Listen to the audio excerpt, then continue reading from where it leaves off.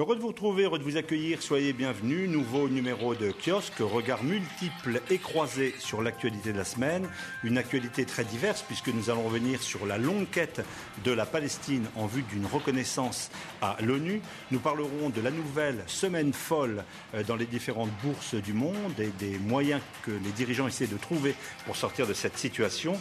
Nous parlerons de l'alternance politique au Kremlin. Une fois c'est Medvedev et une fois c'est Poutine. Et puis la nouvelle affaire qui embarrasse le pouvoir en France. Les suites, nous vous expliquerons cela, de l'attentat de Karachi au Pakistan. C'était il y a 9 ans. Nous évoquerons également quelques polémiques ou têtes d'affiche à la fin de cette émission. Qui recevons-nous aujourd'hui à la table de Kiosque? Eh bien, tout d'abord, Ana Navarro Pedo, qui est correspondante de Visao, l'hebdomadaire du Portugal. Merci d'être des nôtres. Également, Déborah Berlink, de O Globo quotidien du Brésil. Nous recevons également Ahmed Youssef de Al-Aram Hebdo, hebdomadaire égyptien. Merci d'être des nôtres. Yoav Toker de Kotoret, un mensuel israélien. Et enfin, Alexandra Kamenskaya, qui dirige à Paris le bureau de RIA Novosti pour la Russie. Voici donc pour nos invités. Tout de suite, l'édito de Julien Brune sur ce temps fort de l'actualité de la semaine avec la demande du président de l'autorité palestinienne, Mahmoud Abbas, pour que la Palestine devienne officiellement le 194e État membre de l'ONU. Israël s'y oppose, soutenu en cela par les États-Unis, qui pourraient même apposer leur veto. Depuis 60 ans, c'est donc le statu quo au Proche-Orient. Ni les accords de paix, ni les tentatives diplomatiques n'ont dégelé ce dossier essentiel. Édito Julien Brune.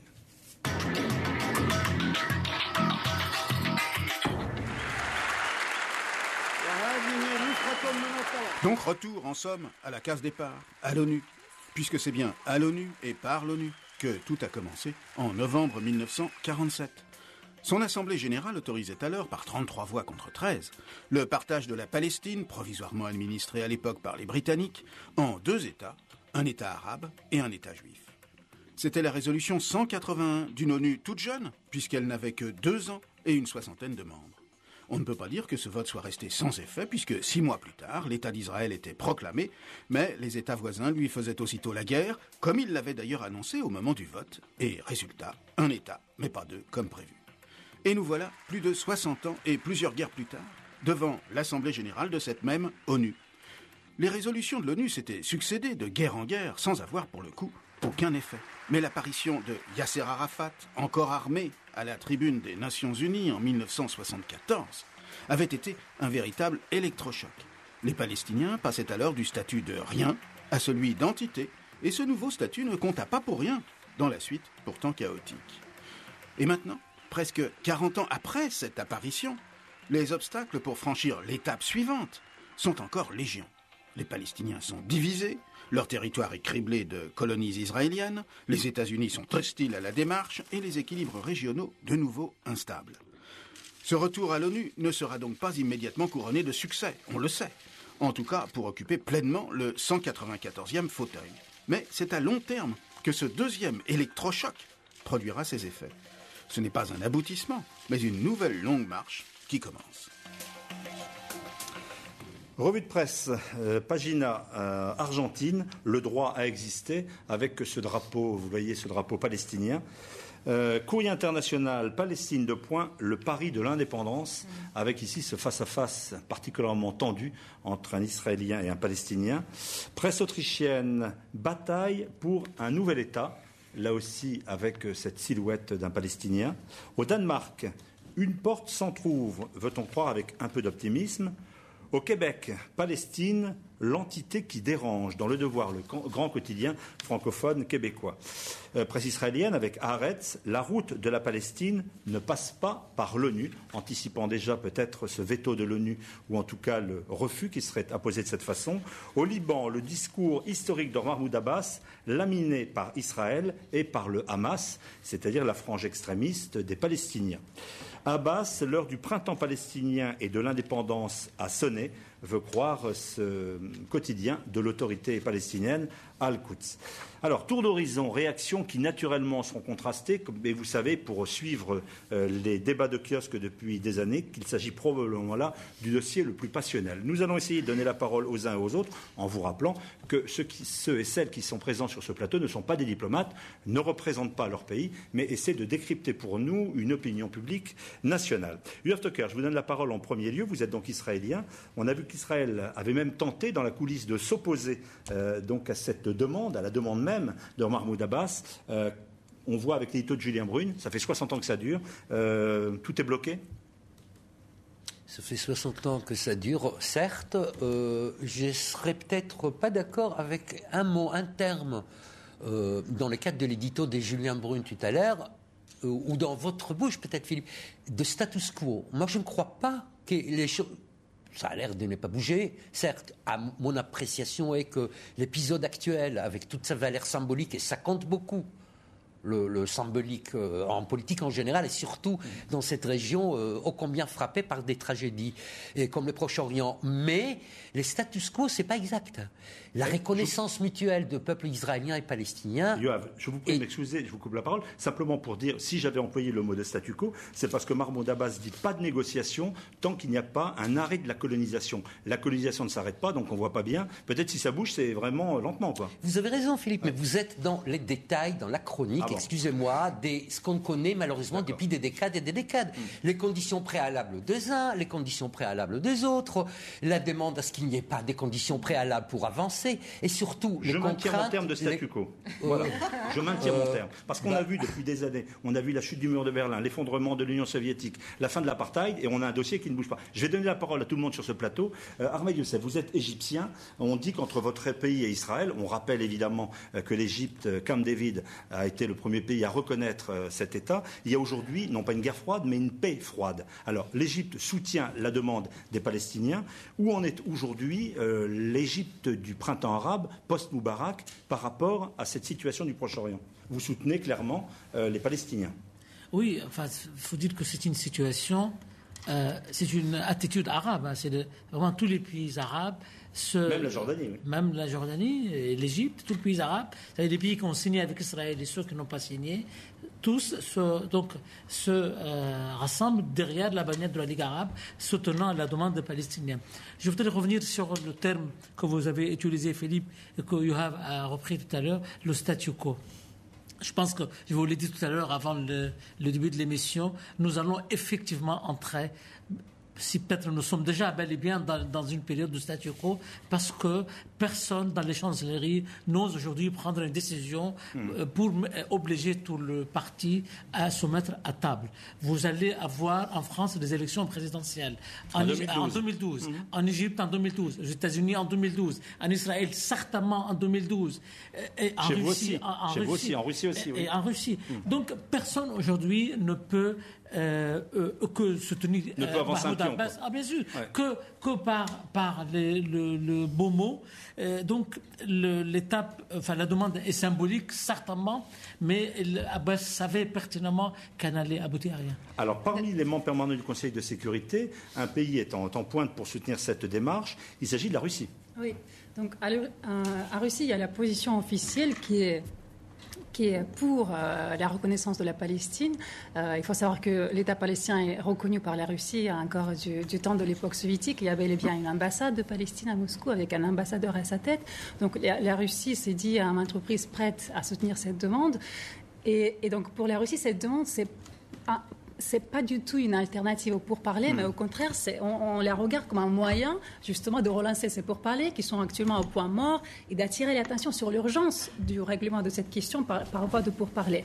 Mais après, côté opinion, presse, analyste, non, il n'y a pas beaucoup d'espoir, malheureusement, qu'il y a un progrès considérable dans cette affaire à court et moyen terme, parce qu'il y a toutes ces questions, il reste demande ou pas, reconnaissance ou pas, où on ne va pas qu'est-ce qui devrait survenir pour que les Palestiniens et les Israéliens trouvent un terrain d'accord, sur toutes ces questions frontières, Jérusalem, colonies qui restent et qui sont toujours là. On va regarder du côté des Européens.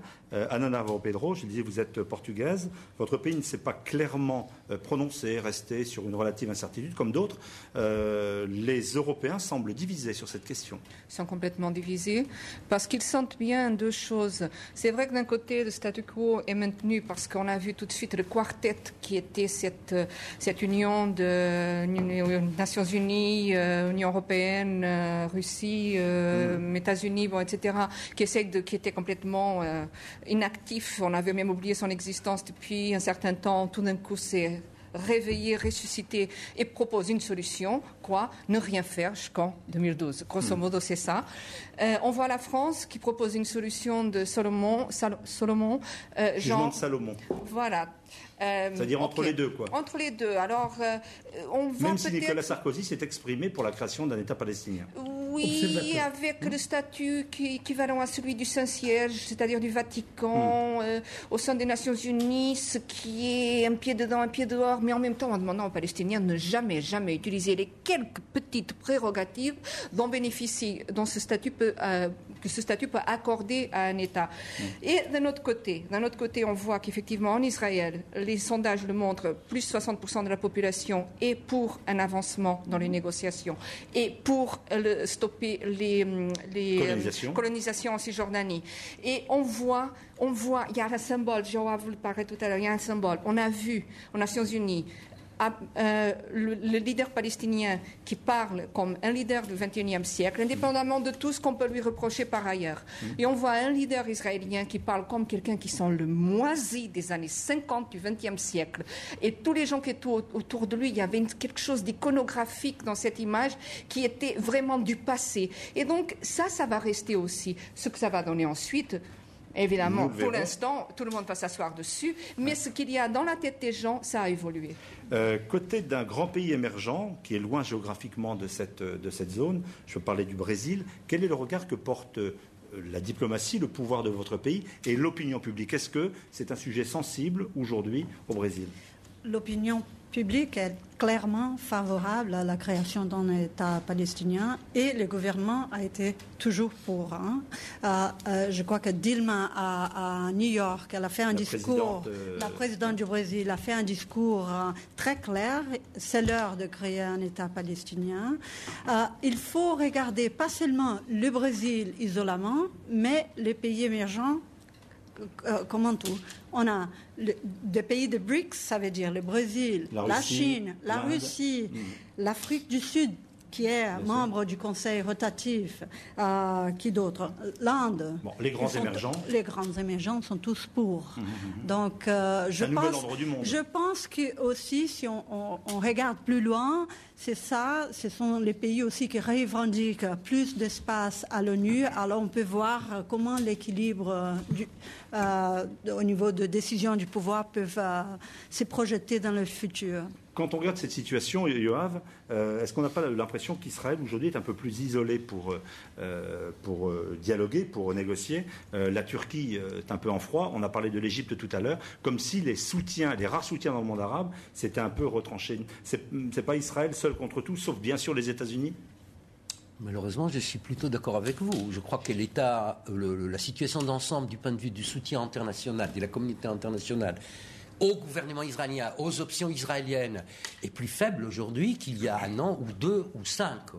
Et ceci dit, et la diplomatie israélienne et l'opinion israélienne sont habituées à des situations qui n'aillent pas forcément jusqu'à seul contre tous, qui est aussi un facteur qui traverse la conscience et l'expérience israélienne, parfois des façons dangereuses d'ailleurs.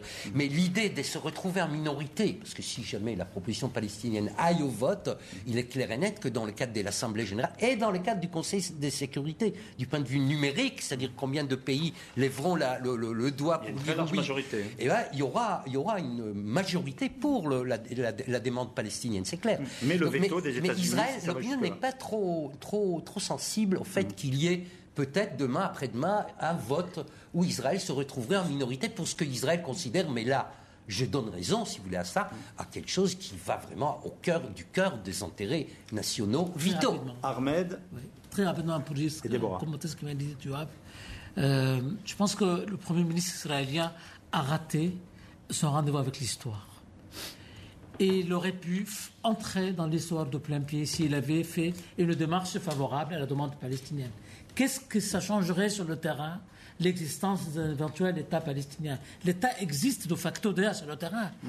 Alors, je vais vous dire pourquoi il avait raté. Elle prospère même ces 2-3 dernières pourquoi années. il a raté Yoav, son rendez-vous avec l'histoire? Parce que l'année prochaine, nous aurons certainement sur place dans les pays arabes qui entourent Israël ou bien des pouvoirs islamisants ou des pouvoirs islamistes.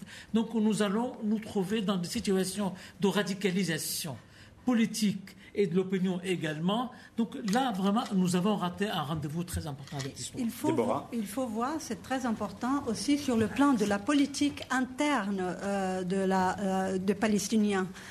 Pour Abbas, pour Mahmoud Abbas, c'est très important d'avoir ce soutien. Autrement, si c'est pas lui, c'est le Hamas. Oui. Donc voilà, il faut voir ça très clairement aussi au niveau de l'importance pour Abbas d'avoir ce soutien international. Ce qui est dérangé par la Russie entretient de très bons rapports avec toutes les forces politiques en Palestine, y compris le Hamas, dont les délégations se rendent régulièrement à Moscou. Les relations sont très bonnes. C'est le drame de cette situation. Il y a tant de choses qui tiennent aux États des uns et des autres, tous les leaders sans exception, par rapport à leur opinion interne. Que ce soit en Israël, c'est vrai, que ce soit pour Abou Mazen au sein du peuple palestinien, que ce soit pour le président Obama, qui se trouve dans un état particulièrement faible, mais bon, peut-être de la faiblesse la plus aiguë depuis son arrivée au pouvoir, avec l'espoir que ça suscitait partout, y compris et au sein de la gauche israélienne et au sein du monde arabe. Donc plutôt d'aller à l'ONU et de faire quelque chose qui entre dans la symbolique, mais qui est encore une fois les rhétoriques qu'on connaît, les argumentaires qu'on connaît et la théâtralisation, il fallait plutôt opter pour quelque chose de plus efficace. Mais ça, c'est loin des opinions publiques, loin de l'ONU. Ce que répond, mon cher Yoav, ce que répond Mahmoud Abbas, c'est que les négociations, les tentatives de négociation n'ont rien donné, même quand il y avait un accord de paix. C'est pour ça qu'il va à l'ONU. On a entendu des arguments des uns et des autres. Quelque chose me dit que nous aurons l'occasion, mesdames et messieurs, de revenir sur ce dossier au cours des prochaines semaines, puisqu'il n'y a pas de deadline, enfin de ligne ultime pour que l'ONU donne une réponse à la demande palestinienne.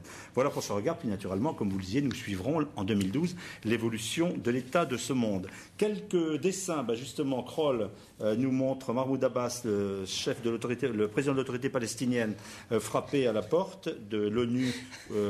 Et qu'est-ce qu'on lui dit? Il trouve un Obama qui dit « Revenez avec un mot signé d'Israël ». Vous voyez qui c'est? Bon. Michel Kishka nous envoie ce dessin en montrant un Mahmoud Abbas furieux qui repart avec son drapeau, avec le refus donc de Obama et de Netanyahou. Il est dans tous ses états. Je peux l'avoir, celui-là? Je vous l'offre. Vous pouvez d'ailleurs retrouver ces dessins sur le site de l'émission. Merci. Je vous le dis. Question toujours de Michel Kishka. 2 dessins qui se suivent. Le premier, 2 États pour 2 peuples. Est-ce que c'est ça? On voit un mur qui sépare le Palestinien de l'Israélien. L'Israélien a les dés et le Palestinien a le damier. Et sur le dessin suivant, il s'est passé cette sorte de miracle qui est attendu, c'est-à-dire que la barrière est levée et qu'ils peuvent enfin vivre ensemble. Et puis ce dessin de dilemme, excellent dessin de dilemme également, un statut d'observateur pour la Palestine à l'ONU. On voit que le Palestinien a le droit de s'asseoir devant la porte. Et de Ahmed, il va me piquer tous les dessins. Voilà, vous allez garder celui-ci. Voilà, c'est aussi la force des dessinateurs qui travaillent avec l'équipe de Kiosque, de pouvoir parfois sourire de ces situations tendues et un tout petit peu désespérantes. À la une, les autres temps forts de l'actualité.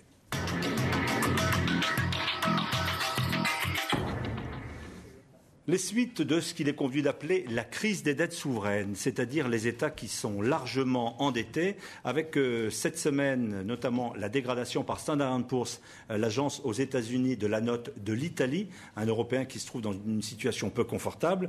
Les ministres des finances du G20 se sont réunis ici à Washington, avec notamment le FMI, et ils ont tenté de trouver une solution pour parvenir soit à une relance, c'est ce que font les États-Unis, ou à un plan d'austérité, un nouveau plan d'austérité, comme ceci semble se dessiner pour l'Europe. Beaucoup de unes, beaucoup de thématiques, on va essayer de rester concentrés sur un seul. Ici, par exemple, en Italie, Europe, l'ultime recours, puisque cette note italienne, je vous le disais, a été dégradée et que l'Italie aura sans doute besoin de la solidarité européenne. Dans la presse coréenne, Standard & Poor's abaisse la note de l'Italie. Vous voyez qu'à travers le monde, ces notations font un peu la pluie et le beau temps. Il faut rappeler que les bourses, notamment européennes, ont perdu le quart de leur valeur en 3 mois. En Autriche, courir la fin de la Dolce Vita en Europe, avec un Berlusconi qui semble sur le point de sortir du cadre. Royaume-Uni, dans la zone rouge, avec toujours cette image de Berlusconi qui semble particulièrement attristé de cette situation. On ne sait pas si c'est pour ses ennuis personnels ou pour ceux de l'Italie. En Pologne, sombre prévision, le monde craint une récession.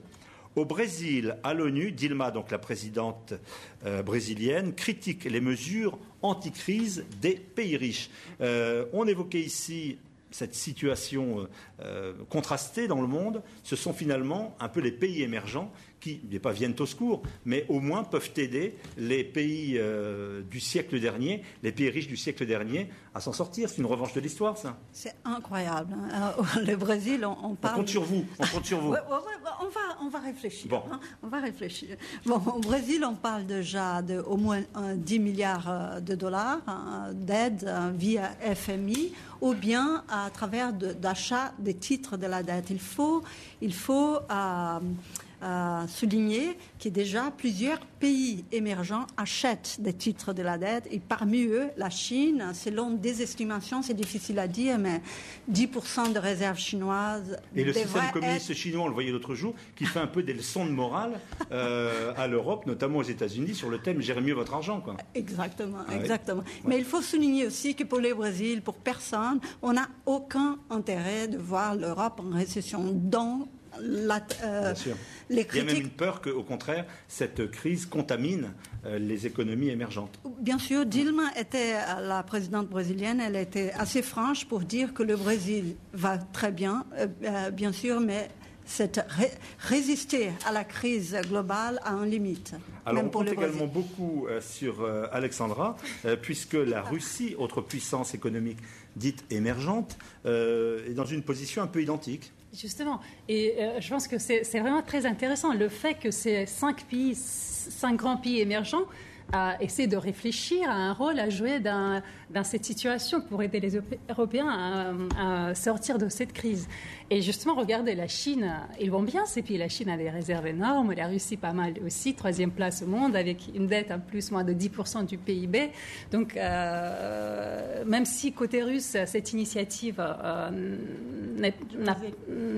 on l'a pas vu se concrétiser, mais en même temps, la Russie s'est prononcée, par exemple, a dit son intérêt d'investir dans des euro-obligations, si celle-ci verrait le jour, a été créée le jour. C'est-à-dire des obligations faites au niveau européen.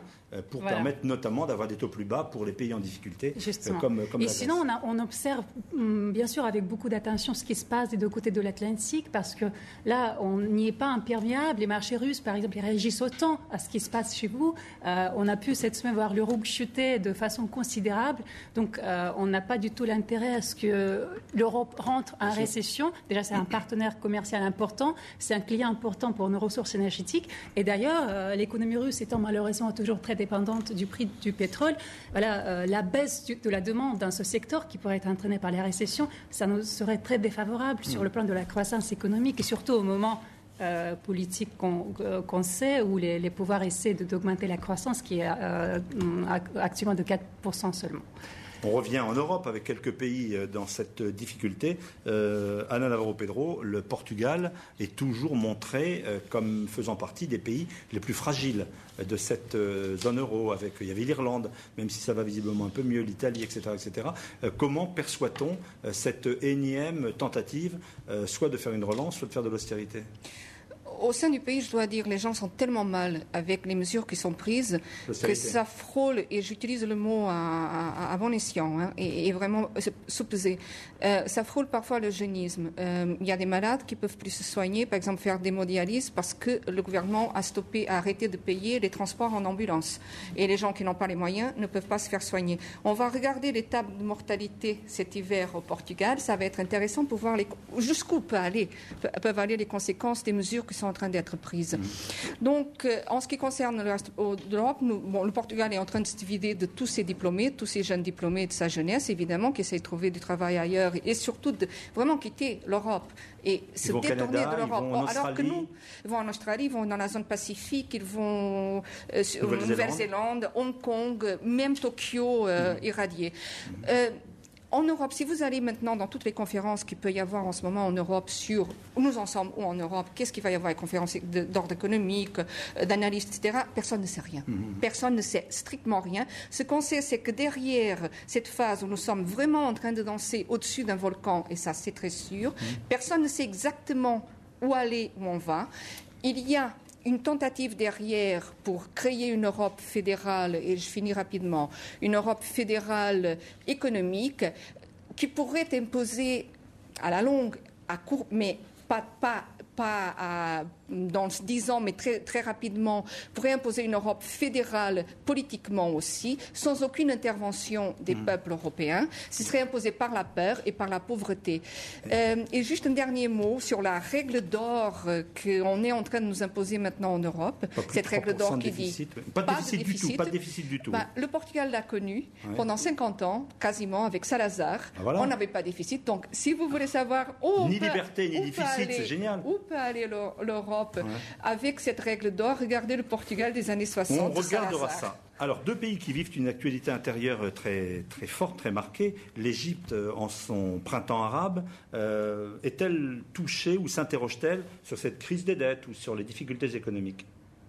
Si vous parlez de l'opinion, je vous dis tout de suite non. L'opinion a d'autres chats à fouetter en Égypte. Nous sommes dans la période de l'après-révolution. Les gens cherchent à augmenter leur salaire, à demander des choses pour améliorer leur situation sociale. Et ça. Donc l'opinion ne pense pas du tout ni à... Et les dirigeants?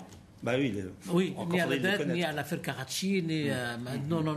Donc l'opinion. Alors, si vous voulez, l'intelligentsia et les leaders du pays, bien évidemment, ils savent très bien que c'est un puzzle et que l'économie égyptienne est liée à l'économie internationale. Donc, je crois que le ministre Beblaoui, le vice-premier ministre Beblaoui, qui est un des grands économistes égyptiens, est parti à Washington il y a 2 ou 3 jours pour discuter de la situation.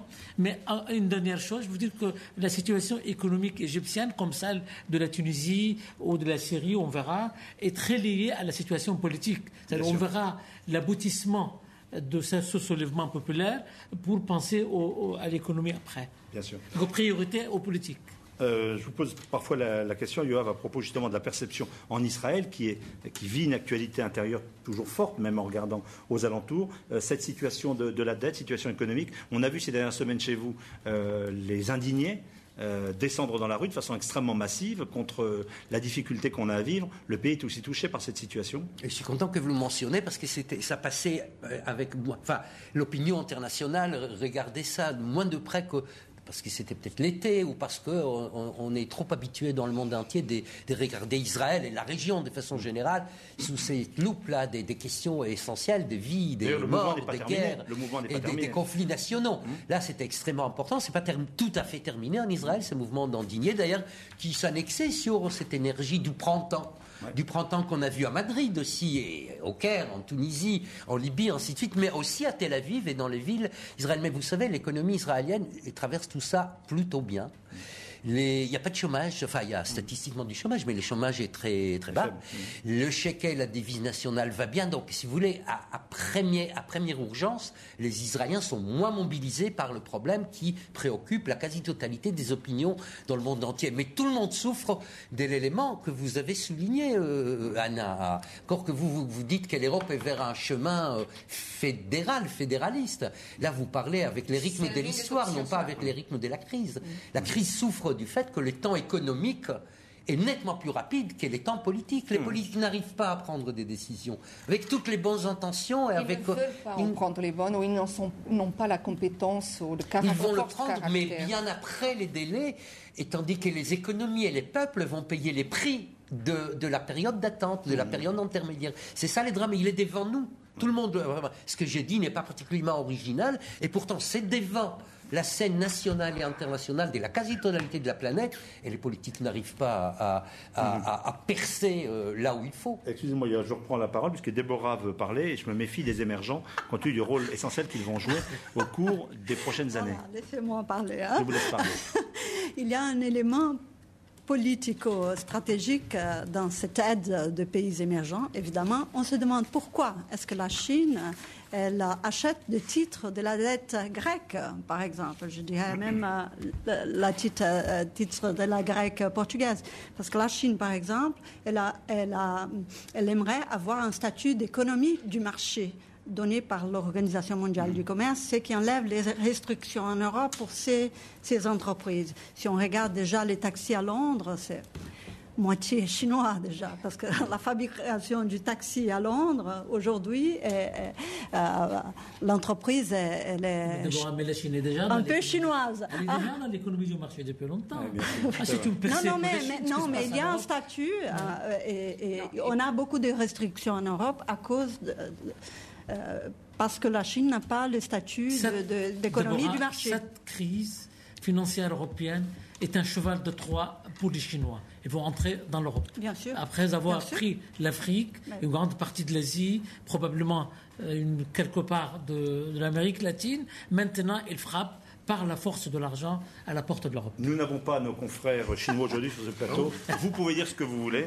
Il n'y aura pas de réponse. On regarde deux dessins à propos de cette situation difficile de l'économie, des plans d'austérité, ou du fait, par exemple, qu'aux États-Unis, Obama veut faire payer les riches. Vous savez qu'il y a eu différentes demandes. Taxez-nous, taxez-nous, dans quelques pays, les États-Unis, en France également. Alors il y a une manif, parce que là, regardez, aux États-Unis, certains riches ne veulent pas payer. On en a marre d'être riches. Et ce mendiant sur le côté qui dit, en effet, les pauvres.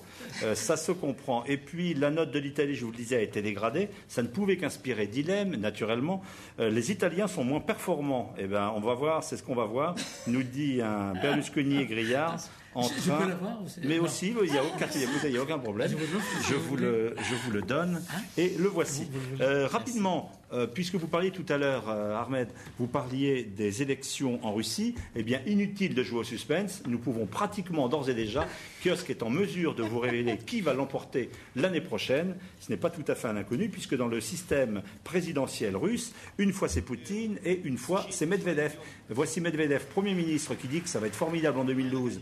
Poutine sera là, Poutine monte à la tribune, et que croyez-vous qu'il arriva? Eh bien, il propose que Medvedev redevienne Premier ministre. Et si l'on regarde bien, voici les deux hommes, si l'on regarde bien, ça peut durer pour Poutine jusqu'en 2024, puisqu'il pourrait ainsi refaire 2 mandats de 6 ans. Vous me confirmez tout ça, Alexandra? Tout à fait, et je suis d'accord avec vous, c'était un gros scoop. Oui. Mais le suspense, c'est brûlant, quoi. Sérieusement, je dois vous dire quand même que cette annonce a été inattendue, dans le sens que elle arrive là maintenant, ce week-end, pendant le congrès du parti au pouvoir Russie Unie, et pas au mois de décembre, après les élections législatives en Russie, qu'on pouvait s'y attendre. Donc voilà, c'est ton, personne ne s'y attendait. Après, je dois vous dire aussi que, quoi que vous puissiez penser ici, il y avait quand même une certaine incertitude, suspense, oui, par rapport à 2012 chez nous, parce que même si on est d'accord, Medvedev, depuis 4 ans qu'il est président, n'a pas réussi vraiment à s'imposer, à imposer son autorité sur le fond de Poutine. Poutine l'a toujours gardé. Medvedev, il a beau être jeune et moderne, il est un peu mou aussi. Et c'est un homme fort, un homme qui fait peur, qu'on préfère. Mais en même temps, voilà, on ne savait pas si Poutine allait se présenter, si les deux allaient se présenter, si le cas de figure actuel allait durer. Parce qu'on pouvait dire aussi que le cas de figure actuel contentait Poutine, dans le sens que, tout en gardant le pouvoir, en étant Premier ministre, il avait moins de contraintes. Oui, et en même temps, il avait moins de contraintes et plus de liberté personnelle pour vivre, pour avoir une vie, que s'il était président. Bon. Donc on ne savait pas, il y avait une suspense, là on est fixé, vous aussi, c'est bien. Ça y est, nous savons. Ça inspire quelqu'un?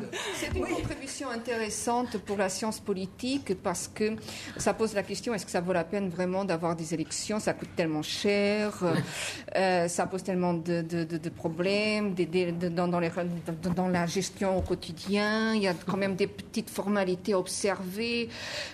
Et donc pour la science politique du XXIe siècle, c'est intéressant intéressant. Est-ce que le fait d'avoir des élections, des partis, c'est vraiment une garantie de démocratie? Oui ou non? C'est quoi la démocratie aujourd'hui? Non, c'est très intéressant. Je pense que ça innove la Russie dans ce domaine. Je pense que la Russie, c'est pas un pays comme les autres. Déjà, l'immensité du territoire, l'héritage, les mentalités. Vous savez, on dit en Russie, pour voir des changements, il faut vivre longtemps. Donc on peut dire qu'il faut rester au pouvoir longtemps aussi pour changer. Et voilà, donc très bien.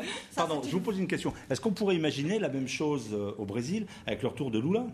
Exactement. J'étais en train d'intervenir pour dire ça, que la vraie tragédie peut-être de ce qui se passe en Russie, c'est que ça va inspirer peut-être un retour de Lula. Bon, Lula était un super président, bien sûr, mais quand même, on veut passer à autre chose. La plupart des gens. Pas tout le monde. Comment voit-on ça en Israël? Il retour d'un Premier ministre, un certain Netanyahou Benjamin, qui était au pouvoir et qui, 10 ans plus tard, est revenu au pouvoir. Pas tout à fait par le même procédé à la Poutine-Medvedev. Mais vous me surprenez un peu, Alexandra. Vous dites qu'en Russie, c'est tombé comme une surprise. Je suis un peu gêné de dire, mais en Israël, ayant une communauté russe large et intelligente et bien au contact avec ce qui se passe au pays dès l'époque, et même aux États-Unis, même au sein de la quasi-totalité d'instituts de recherche et d'universités en Occident, on attendait ça. On ne savait pas exactement quelles seront les modalités, mais c'était attendu. Les recherches occidentaux, ils disaient ça. Mais regardez, même dans l'opposition russe, il y en avait qui pensaient que Medvedev allait se représenter avec Poutine et allait voter Medvedev pour écarter Poutine. En décembre ou en octobre. Je vous arrête sur un mot. J'essaie de parler aussi. Vous dites l'opposition russe. Oui. Il y en a une? Mais justement, en fait, il n'y a pas de figure dans l'opposition russe qui soit capable de rassembler les masses. Non, l'opposition existe, le Parti communiste existe, il y a la Juste Cause, il y a la Juste Russie, etc. Mais un peu de figuration. Non, il n'y a pas d'autres personnes en Russie qui incarnent et qui a quand même et pour qui la nation, le peuple porte beaucoup de respect et même d'amour. Au moins, c'était simple en Égypte. C'était le même président pendant 30 ans.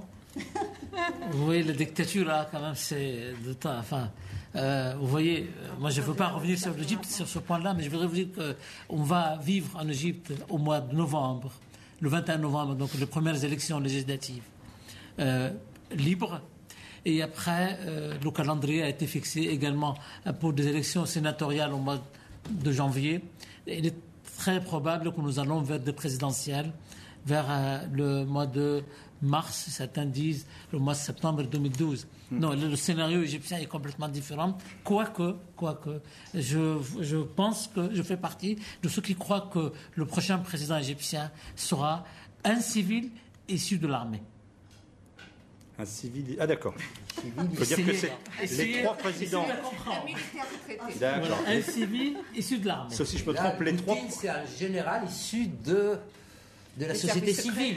Il était agent du KGB pendant des années, inconnu d'ailleurs, complètement inconnu. Jusqu'à c'est un mystère. Donc c'est un peu l'antithèse de ce que vous prévoyez, Ahmed. Il faut dire, même qu'en Égypte, ça a toujours été des généraux, les présidents. Toujours, mais qui deviennent des civils. C'est-à-dire, une fois sont dans le pouvoir, ils enlèvent donc la... Bon, écoutez, le point de départ de cette discussion était donc de... Mais en France aussi, Philippe, on avait un général en France. Il y en a eu un général. Vous avez tout à fait raison. Voilà, c'est pas seulement donc nous sommes en mesure de vous dire qu'assez probablement, c'est le président Poutine, le Premier ministre Poutine, vous voyez le lapsus, qui redeviendra président. Nous lui adressons nos plus vives félicitations pour ce suspense qui vient de se lever. On poursuit la revue de presse, le regard sur l'actualité de la semaine avec tout autre chose, une affaire qui revient sur une tragédie et qui embarrasse bien en France la classe politique actuellement au pouvoir. De quoi s'agit-il? Eh bien, il y a 9 ans, c'était le 8 mai 2002, un attentat se produit à Karachi. 15 personnes sont tuées dans un bus, parmi eux 11 Français qui intervenaient sur la construction de sous-marins, donc au profit du Pakistan. Première piste, c'était, disait-on à l'époque, les islamistes. Et puis voici que jour après jour, jusque dans l'entourage direct du chef de l'État actuellement en France, qui se défend d'avoir eu la moindre connaissance de ce dossier, on parle de rétrocommission, c'est-à-dire d'argent sale qui aurait pu nourrir une campagne présidentielle en 1995, celle d'Édouard Balladur, qui lui aussi affirme être étranger. Il n'en reste pas moins vrai considérez que cette justice s'intéresse de très près à plusieurs personnes dans l'entourage du pouvoir. Interrogation, question, après l'affaire des billets qui circulaient, disait-on, en France la semaine dernière, travaillez-vous et parle-t-on dans les pays pour lesquels vous écrivez de cette affaire? Ahmed, en Égypte. Oui, en Égypte, comme je l'ai dit tout à l'heure, bien évidemment, l'opinion est occupée par d'autres affaires, mais les intellectuels égyptiens qui sont très francophiles sur les bords, très très francophiles, et sont d'abord choqués par ce qui s'est passé au président Chirac, parce qu'il est toujours très populaire, comme vous le savez, dans les pays arabes. Et après cette histoire de Karachi, est certainement examiné dans les centres de recherche, au journal Al-Aram par exemple, ou dans d'autres centres de recherche dans le pays. Moi, je crois que nous allons entrer dans une période où, en France, les sales dossiers vont ressortir des tiroirs. Je pense que les uns cachent bien des armes. Mais si je vous pose la question, c'est que nous préparons avec Alain Stifel les revues de presse pour voir comment, à travers le monde, ces affaires sont couvertes. On a trouvé quelques-unes en France et assez peu à l'international. Quotidien français Libération nous dit par exemple, financement politique, la Sarkozy en garde à vue. Aujourd'hui en France, autre quotidien français, affaire Karachi, 2 proches du président en garde à vue. C'est-à-dire intéressé par la justice. Affaire Karachi, l'Élysée dénonce une manipulation. Ça, c'est le Figaro qui soutient plutôt la classe politique actuellement au pouvoir, notamment Nicolas Sarkozy. Et puis le Nouvel Observateur, plutôt opposant. Karachi, Bettencourt, Bourgi, Takieddine, les dossiers qui font peur à Sarkozy. Je pose la même question. Est-ce que l'on parle chez vous au Portugal de ces affaires? On en parle, mais dans la presse, par exemple, dans mon hebdomadaire, c'est allé très vite cette semaine. Et depuis le milieu de la semaine, vous vous rendez compte, nous, on avait déjà bouclé pour la semaine dernière, sûr, par exemple. Donc les quotidiens, la télévision, etc., on en parle. Mais comme toujours dans ces affaires françaises, sont d'une telle complexité qu'essayer de l'expliquer à un public non averti, ça prend vraiment des traits. Déjà, l'expliquer à nos chefs de rédaction, c'est déjà toute une affaire, parce que ça prend énormément de... Devenez un mensuel, vous aurez plus de recul. Mais évidemment, on en parle, et là, on a commencé à comprendre que l'issue des élections présidentielles 2012 peut en dépendre. Et donc là, vraiment, je pense que ça va commencer à grimper énormément dans le baromètre média international. Est-ce qu'il y a dans la classe politique, par exemple, de votre pays, actuellement, au Portugal, est-ce qu'il y a des affaires qui sortent comme on peut le voir en France? Oui, il y en a en Madère. Il y a des affaires de corruption qui sortent et déjà de mauvaise gestion, de mauvaise utilisation de fonds, de déficit caché et de corruption. Oui. On va regarder du côté de la Russie, même question. Est-ce que la Russie s'intéresse à ces affaires qui sortent quelques mois avant l'élection présidentielle française, notamment l'affaire de cet attentat? Oui, en ce qui concerne l'affaire Karachi, on a fini par l'évoquer, mais très ponctuellement, dans certains titres de presse, vu les derniers développements, RIA Novosti y compris, on a fait une petite dépêche. Moi, je suis d'accord avec vous, c'est tellement... Voilà, on ne connaît pas cette affaire, et pour expliquer tous ces liens, c'est difficile d'en parler. Donc vous êtes attentif, mais pour l'instant... Et déjà, je pense que nous, ça nous intéresserait plus, par exemple, si l'implication du chef d'État a été vraiment implicite. Voilà, si on était plus ou moins sûr. Pour l'instant, non. Et après, même chose, il y a des affaires actuellement chez vous en Russie? Oui, je veux dire que les affaires de corruption, il est difficile de nous étonner là-dedans. Il est malheureusement connu que la corruption est un vrai fléau en Russie. Et on entend souvent parler des affaires de la corruption, peut-être pas au plus haut niveau de l'État quand même, mais souvent. Ahmed? Oui, effectivement, dans nos journaux, enfin dans le journal Al-Aram, on a évoqué l'affaire Karachi, mais ça reste le mot Karachi pour... le kidam du public égyptien, c'est un nom d'un médicament. Ça doit être on ne sait pas ce que c'est exactement. Enfin, je sais qu'il y a une ville qui s'appelle Karachi, mais on ne peut pas la lier forcément à une affaire politique interne française. Voilà, donc vraiment, vous savez, très rapidement, le jour où Yves Saint-Laurent est mort, j'ai envoyé donc un article à mon journal. Le grand couturier français, je le dis pour notre public. Et après, j'ai écrit, il faut que ce soit vraiment à la une, c'est Yves Saint-Laurent, c'était vraiment ici à Paris. Vous vous souvenez, c'était une grande... Et après, on me téléphone du Caire, il me dit, mais monsieur Yves Saint-Laurent, c'est à Paris, il est grand à Paris. Chez nous, ça ne nous intéresse pas. J'ai vu mon article est publié vraiment un tout petit... C'est le principe de cette émission, de sortir d'un ethnocentrisme, et toujours regarder l'actualité par le biais de son spectre national. Nous essayons de l'élargir. Je ne nous demande pas si le pouvoir actuellement en Égypte est marqué par des affaires. Il est tout neuf. On va lui laisser le temps de faire ses preuves. Il est marqué par les affaires, Philippe. Aussi. Ah oui, bien sûr. D'abord, le pouvoir militaire, si vous parlez de militaires, il ne faut pas oublier que ces généralissimes qui sont au pouvoir faisaient partie du pouvoir du président Moubarak. Donc, ils sont plus ou moins liés. Pour le moment, ils sont épargnés, mais le maréchal pourrait ne pas durer. Oui, je crois. Il faut attendre la fin de l'année pour voir plus clair. Israël s'intéresse à ce qui se passe dans cette campagne française, sachant qu'il y a quand même une certaine sympathie pour Nicolas Sarkozy. Oui, il y a une certaine sympathie par rapport à Nicolas Sarkozy et dans l'opinion et dans la classe politique israélienne, bénéficie d'un vrai prestige par rapport à mon avis, plus que ça que tous les autres présidents français depuis 30 ans. Et en plus, les Israéliens sont friands des problèmes, des affaires, des complications et des mystères des autres. Donc, ce qui n'empêche pas, voilà, quand ça arrive en Égypte, au Portugal, en Russie, en France, comme c'est bien. Donc, la presse s'en occupe avec merveille. Avec délectation. Et on détient quand même, excusez-moi, j'en suis vraiment pas fier encore que, on a quand même en Israël un record mondial pour le nombre d'hommes et des femmes politiques, soit en prison, soit en instance judiciaire, soit dans des doutes. Je vais dire, d'une part, je vous rappelle que l'ex-président de l'État, 2 premiers ministres, 3 premiers ministres, plusieurs ministres, je ne compte même pas les nombres des députés, des maires et tout ça, qui avaient affaire à la justice et dont partie ont été condamnés. Parfois pour des scandales sexuels. C'est la fierté du système et de la vitalité du système démocratique israélien, mais ce n'est pas la fierté absolue en matière d'argent, des morales et de tout ce que vous voulez en termes de bonnes valeurs. Déborah, est-ce que O Globo va parler ou a parlé de ces affaires qui sortent en France quelques mois avant ces élections présidentielles? S'il touche plus de près Sarkozy, certainement. Mais pour l'instant, rien. C'était l'interview de Dominique Strauss-Kahn qui m'a donné une demi-page. J'ai parlé de l'affaire de Karachi. Voilà. C'est le novella Dominique Strauss-Kahn. Et chez vous, y a-t-il aussi des affaires qui sortent comme ça de temps en temps jusqu'au plus haut niveau? Ah, bien sûr, bien sûr. Et à ce moment-là, le Brésil est en campagne. Il y a une campagne du peuple. Les gens sortent dans la rue contre la corruption, justement. Voilà pour ce regard, cette affaire qui, naturellement, alimentera encore, sans doute, l'actualité des prochaines semaines. Nous allons arriver sur une polémique.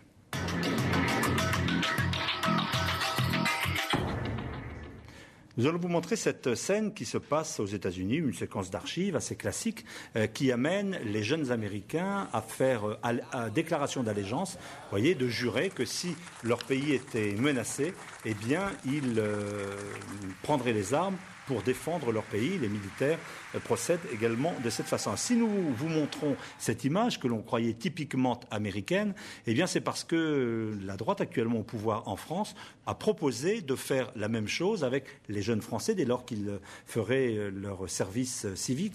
Il y aurait une journée en France où pour les personnes qui seraient naturalisées, c'est-à-dire qui viendraient à acquérir la nationalité française, de faire une déclaration, donc une allégeance, le salut aux armes pour prouver ce patriotisme.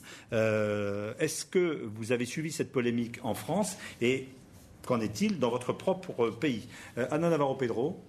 Nous ne faisons pas d'allégeance aux armes. Nous les avons portées jusqu'à assez tard en Afrique, mais encore suffisamment assez récemment pour dire que non merci. Puis nous respectons aussi l'opinion des pacifistes au sein de la jeunesse portugaise qui ont droit à ne pas faire une allégeance aux armes et être patriote n'est pas forcément être belliciste non plus.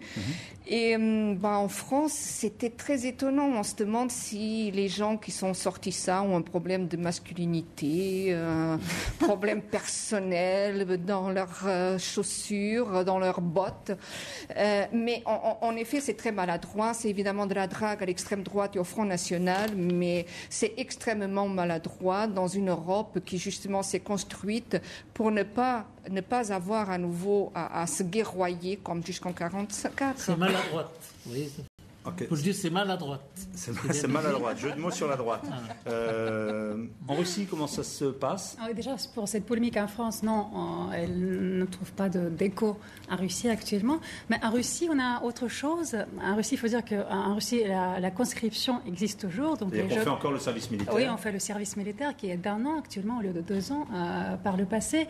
Et donc, tout jeune homme qui commence à faire ce service militaire, il est amené à faire ce serment militaire. On dit, mais ça revient à même, et il jure de défendre sa patrie, d'être loyal à la Constitution, etc. Tous mes copains d'université, ils n'ont pas fait le service militaire, mais vous savez, les étudiants, ils ont des chaires militaires et après, ils sont appelés à se rassembler militairement. Voilà, ils ont donné ce serment.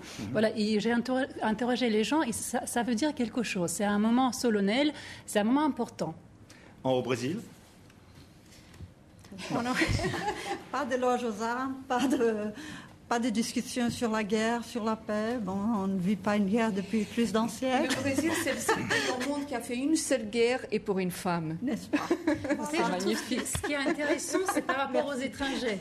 Par exemple, je trouve qu'aujourd'hui, voilà, on demande la nationalité pour des raisons pratiques. Bien sûr, elle est plus confortable d'être en France. Je serais beaucoup plus confortable avec la nationalité française. Ça m'ouvrirait toutes les portes pour le travail et tout. Mais moi, je veux pas, parce que je pense qu'une nationalité, c'est plus que ça. C'est pas que les droits, c'est les devoirs, justement. Moi, je suis pas français.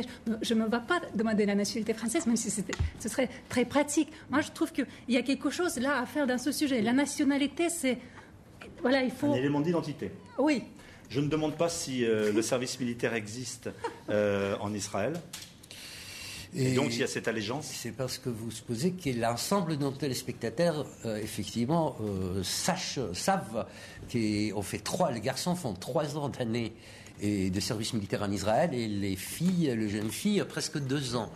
Et oui, il y a l'allégeance à la fois au drapeau et même le texte d'initiation au service militaire passe par la vie et la mort. Effectivement, mais ça c'est habituel dans tous les services militaires du monde. Oui. Après, le fait qu'autour de ces plateaux, les 3 femmes qui sont là, si je ne me trompe pas, ont les grands privilèges de venir de pays où ils n'ont pas connu la guerre. Enfin, pas dans les sens... La Russie, excusez-moi. Oui, enfin, ça dépend comment on interprète la Tchétchénie. Elle n'a pas fait la guerre. Et Anna, aujourd'hui, est très nostalgique de la période Salazar, en ironie, bien sûr, de façon ironique. Et le Brésil n'a jamais eu de guerre depuis combien de temps? Donc, malheureusement, les 2 hommes présents sur ce plateau en savent autre chose. Alors, je vais demander à Ahmed... Oui. Même si la règle du jeu démocratique est en train de changer dans votre pays, avec cet automne arabe, qu'en était-il de cette allégeance aux armes? Vous savez, tous les matins, dans les écoles, les élèves, les étudiants prêtent serment au drapeau. Déjà dans les écoles, vous voyez. Chaque jour? Chaque matin. Oui, chaque matin, vraiment, il y a cette scène qu'on voit dans les écoles égyptiennes où les écoliers prêtent le serment au drapeau et la patrie. Mais de là, je peux vous dire qu'après la visite du président Sadat en Israël et après le traité de paix, la psychologie du militarisme égyptien a beaucoup changé. Cela vraiment a beaucoup changé. On a réduit la durée du service militaire. Moi, j'ai passé juste 1 an de service militaire et en plus dans un établissement militaire d'enseignement. Vous savez, il y a des facultés, etc. Donc, la psychologie, le pays n'est plus militarisé psychologiquement comme avant, comme dans la période de la guerre. Mais je crois que très rapidement, si vous me permettez, en Occident, cela choque un petit peu parce que les armées en Occident sont devenues des armées professionnelles. Et après, deuxièmement, on a démilitarisé la vie civile. Alors qu'en Orient, en Israël notamment, la vie civile, la vie de tous les jours est plus ou moins marquée par la guerre. Oui, on ne peut pas quand même rester sur les déclarations, la notion de guerre par genre que Joa va essayer de nous servir tout à l'heure.